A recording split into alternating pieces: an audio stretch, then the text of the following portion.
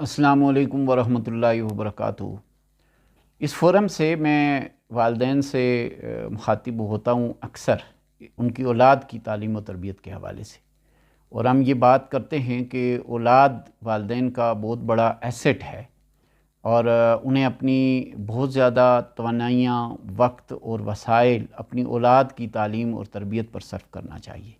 यही औलाद उनके लिए दुनिया के अंदर भी यानी इत्मीनान का, सुकून का ज़रिया है, और आखिरत में भी यही उनकी कामयाबी का ज़रिया और उनके लिए सदका जारिया बनती है। औलाद को जहाँ बाकी चीज़ें हैं, मसलन आप उनको दुनियावी हवाले से उनके अंदर कहते हैं कि ये उनके अंदर ऐसी एजुकेशन हो कि वो अपनी बेहतरीन ज़िंदगी गुजार सकें, या उनके अंदर एतमाद हो कि वो लोगों के सामने अपना इजहार कर सकें, बातचीत कर सकें, उनकी सलाहियतों में ऐसा निखार हो कि ज़िंदगी को बड़े नुमायाँ अंदाज से वो गुजार सकें, उससे बढ़कर ये बात वालिदैन की यानी एजेंडे पर होती भी है और होना भी चाहिए, और ये उनकी तरजीह होती है कि उनकी औलाद अल्लाह तबारक व तआला की जन्नतों की मुस्तहिक ठहरे, और खुदा न खास्ता कहीं ऐसा ना हो कि आखिरत में उनकी औलाद नाकाम हो जाए, उनकी औलाद ऐसी ज़िंदगी गुजारे कि जो अल्लाह तबारक व तआला की बंदगी वाली ज़िंदगी ना हो और वो उसमें खसारे में रहे। यानी वालिदैन को जहाँ अपनी औलाद की बाकी तालीम व तरबियत के हवाले से बहुत ज़्यादा तवज्जो और मेहनत करना है, वहाँ पहली तरजीह इस चीज़ को बनाना है कि वो एक तकवा और नेकी और बहलाई वाली ज़िंदगी गुजारें। ये बात तो है ही, और ये रमज़ान मुबारक का महीना है, इसमें बिलखुसूस तवज्जो जो है वो अल्लाह तबारक व तआला के बंदगी की तरफ और उसके साथ ताल्लुक़ की तरफ रहती है। तो मैं एक ख़ास पहलू से, और इसमें लोग तहज्जुद भी पढ़ते हैं और आम यानी महीनों में भी पढ़ते हैं, मगर इसका सवाब और इसमें दुआओं की कबूलियत और इसमें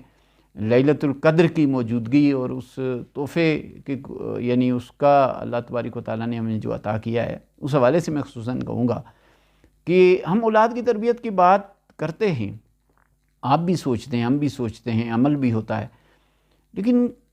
अक्सर मैंने ये नोट किया है कि हम उसको करके काफ़ी समझ लेते हैं। हालांकि दुनिया के अंदर जो कुछ भी देना है, जो कुछ भी अता करना है, वो अल्लाह तबारक व तआला की ज़ात को अता करना है। इसलिए तरबियत औलाद के बाद औलाद की कामयाबी के लिए दुआ वालिदैन की तरफ से बहुत ज़रूरी है,